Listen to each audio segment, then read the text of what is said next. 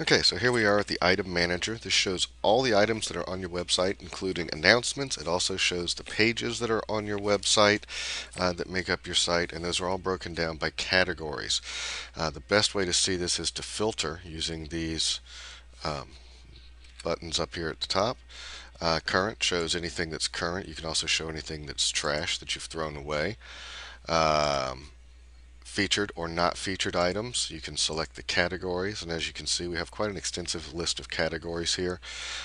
Everything under announcements, these are all announcements types of categories, basically one for guidance, for clubs, for whatever, so that we can pull out specifically those announcements on specifically those pages, and we can also show them, since they're all under the announcements heading, we also show them in a conglomerated form as well.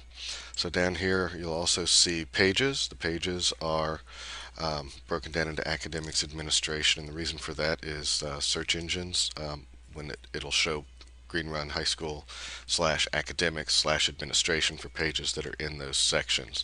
That's configurable in the search engine optimization modules. Notes are stuff usually from the web designer. I usually have this expired that I can put stuff in there as they expire. I can go through them later on, and I can keep those announcements that recur yearly, and then I have a base starting place for them. I just hide those in the expired category. Um, Intranet announcements. This is set up for intranet announcements. You could do that. They're actually not truly intranet only. They will show up on the internet if you know how to get to them, so they're just a little confusing.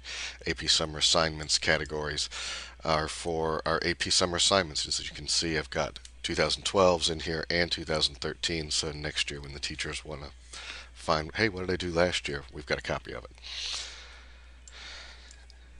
You can also sort by specific users. At this point, there's not a whole lot of users in the system, but at some point down the road there might be.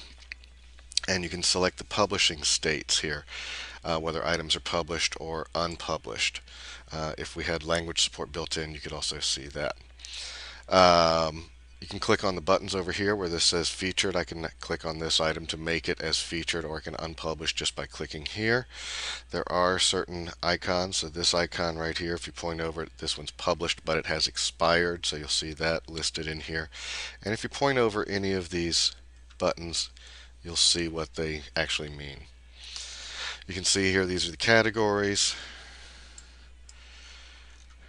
and then the start publishing and finish publishing dates, depending on when you want the announcements to start publishing or end publishing. Um, you can see when those are. Never means it'll never expire. All the pages on the website are set to never expire, but as you can see, the announcement about the summer AP assignments is scheduled to um, finish publishing on September 9th. So about a week after school starts, those will go away. We always have people that ask for those right after the beginning of school. The hits is kind of a quick and dirty way to see how many hits you've had on a page, and then the ID is just basically the order that it was created. So that just increments as announcements are created. So that's showing you around the item manager.